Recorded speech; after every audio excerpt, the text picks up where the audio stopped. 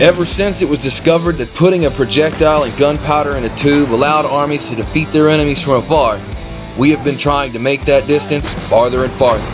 From simple iron cannonballs to the advanced self-guided high-explosive projectiles of today, militaries have known the advantages of field artillery.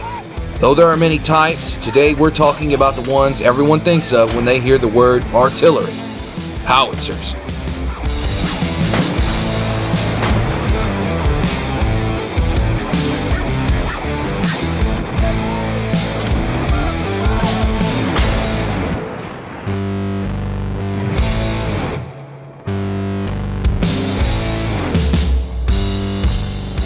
While there are self-propelled howitzers and mounted ones, I'll be showing you the ones most commonly used and most well known, starting with World War I.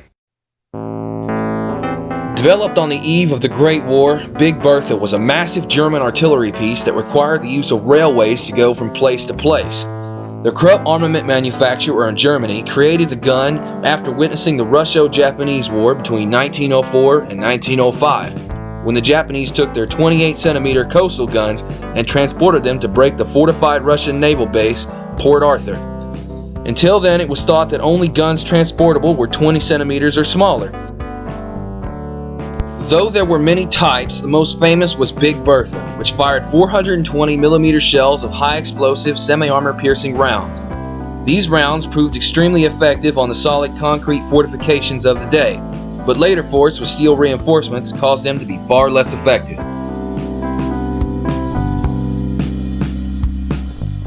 Between the years of the Great War and World War II, the 75mm pack howitzer was developed by the US because of a need for a howitzer that could be moved across difficult terrain.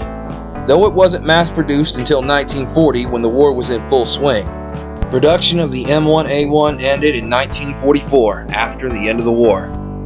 The gun had a hydropneumatic recoil system, which helped the gun to move very little despite its small size. The M1A1 also utilized interrupted threads for easy assembly and disassembly.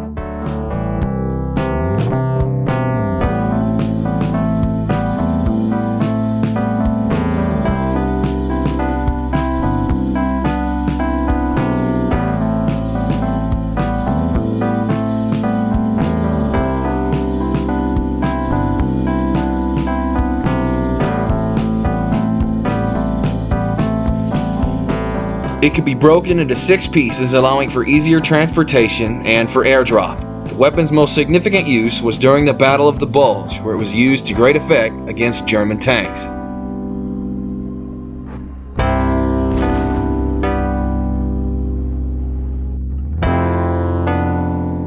Though the weapon had success, it was usually the second choice for artillery divisions, their first being the more powerful 155mm M115, the Long Tom.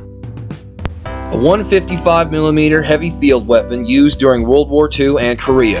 The Long Tom, as it was well known, was the main artillery used by the US during this period. It could fire 100-pound shells with a range of 13.7 miles. The Long Tom saw combat for the first time in the North African Campaign, eventually equipping 49 battalions, including 40 in Europe and 7 in the Pacific.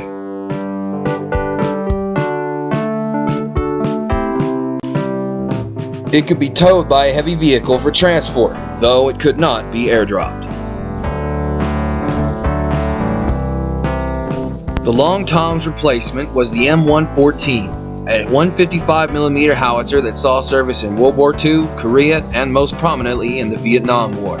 It mainly fired 100-pound shells with a range of 9 miles, though other lighter ammunition was also used, including smoke, chemical, illumination, and dummy projectiles for training.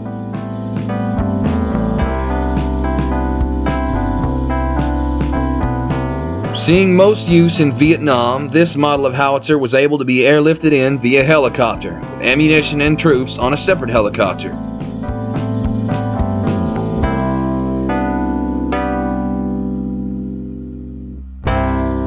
This greatly improved on the maneuverability of howitzers previous to this time. This howitzer, though effective, was replaced by the M198 in 1979.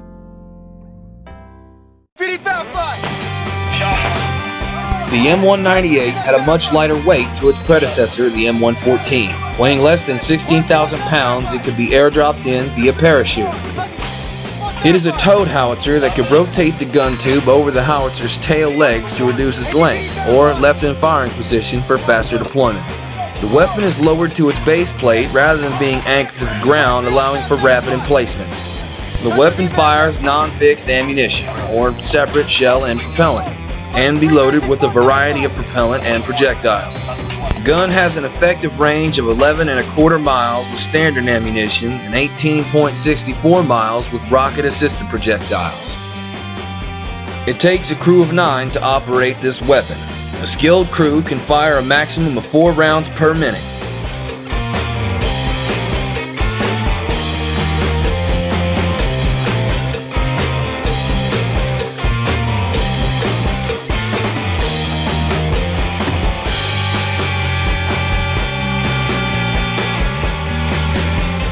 But the weapon was still quite heavy.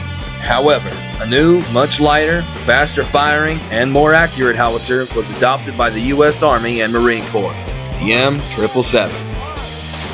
Classified as an ultra-lightweight field howitzer, the 155mm M777 replaced the M198 in 1997. The first systems were used by the Marine Corps in 2005, with the 11th Marines unit in 29 Palms in California. It utilizes a fire control system to provide navigation, printing, and self-location via GPS, allowing it to be put into action quickly. To man this gun requires a normal crew of 8, but can be lessened to 5 compared to the M198's 9-man crew. Combined with the Excalibur GPS guided munition, it has a maximum effective range of 25 miles.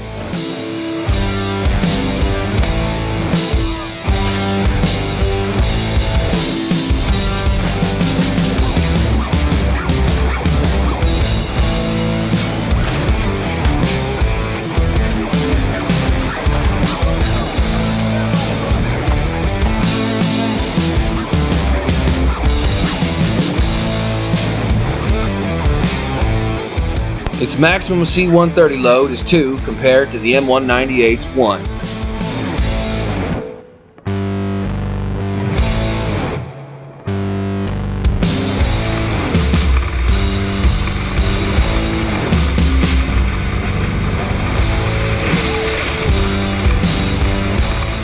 Weighing 42% lighter than the M198 at 9,000 pounds, the M777 is mostly made up of titanium. Its lighter weight and smaller size allow the M777 to be transported by the MV-22 Osprey and CH-47 helicopters.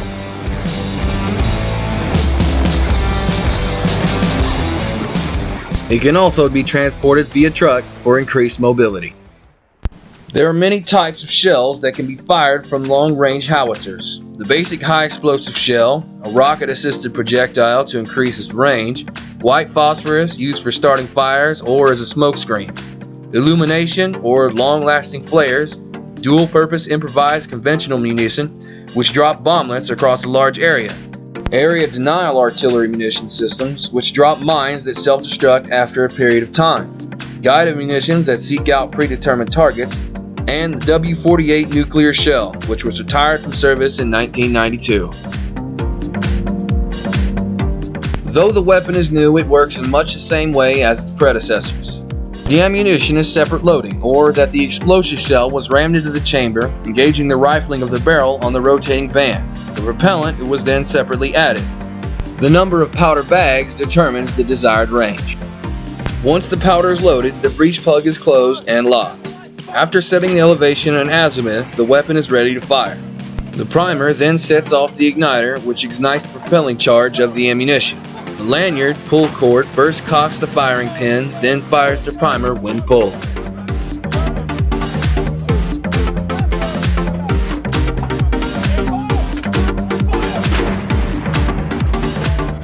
Many advancements have been made in the goal of destroying your enemies from afar, starting from simple cannons to end up to the GPS-guided munitions that can find an enemy from miles away. The howitzer is one of the oldest yet most changed weapon systems in existence. Its effectiveness cannot be denied, and its distance, I'm sure, will grow more and more with each new iteration of the King of Battle.